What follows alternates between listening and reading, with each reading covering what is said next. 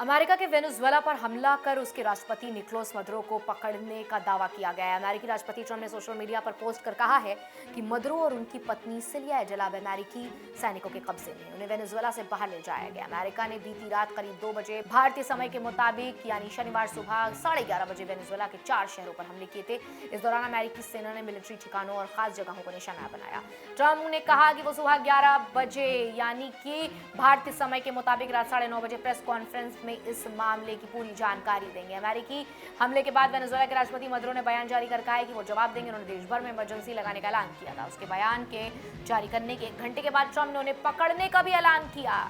जानिए मदुरो के पकड़े जाने से वेनेजुएला में आगे क्या हो सकता है। आपको बता दें कि मदुरो के पकड़े जाने के बाद सबसे बड़ा सवाल यह है कि अब वेनेजुएला में आगे क्या होगा। CNN के मुताबिक ट्रंप समर्थक ये मान रहे हैं कि विपक्ष के सत्ता में आने का रास्ता साफ हो जाएगा। नोबेल शांति पुरस्कार विजेता मारिया कोरेना मैचेलो ने 2024 के विपक्षी उम्मीदवार एममुनिडो गोगेजेल और उनकी जगह ले सकते हैं। हालांकि कई एक्सपर्ट्स मान रहे हैं कि मामला इतना आसान नहीं है। वेनेजुएला की सेना और पैरामिलिट्री फोर्स अब तक मदुरो के प्रति वफादार रहे और खुद मदुरो कुछ आलोचक भी मानते हैं कि अमेरिका की सीधी दखलंदाजी से देश और ज्यादा अस्थिरता फैल सकती है। मदुरो के करीबी सहयोगी अब अपने भविष्य को लेकर डरे हुए हैं। वेनेजुएला के रक्षा मंत्री पेड्रिनो लोपेज ने देश भर में सेना के बड़े पैमाने पर तैनाती के आदेश दिए हैं।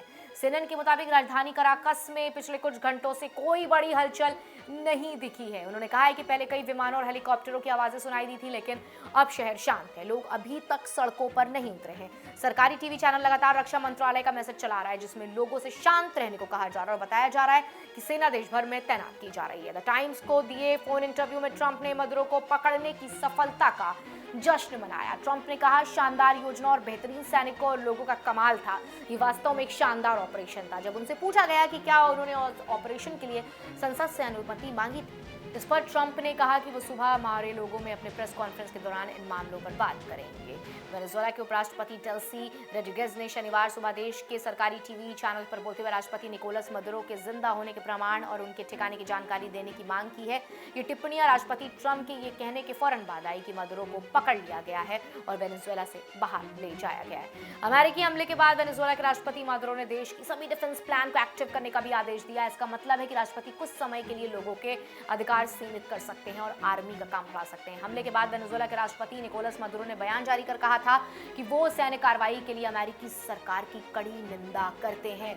अब आपको बता दें कि वेनेजुएला के अनुसार हमलों में कराकस शहर के साथ साथ मिरांडा, अरुगा और ला ग्वारा राज्यों में नागरिक और सैन्य ठिकानों को निशाना बनाया गया। सरकार ने कहा है कि वो इन हमलों को डटकर जवाब देगी। वेनेजुएला ने अमेरिका पर तख्तापलट की कोशिश का आरोप लगाया है। साथ ही वेनेजुएला ने संयुक्त राष्ट्र परिषद की तत्काल बैठक बुलाने की मांग की है।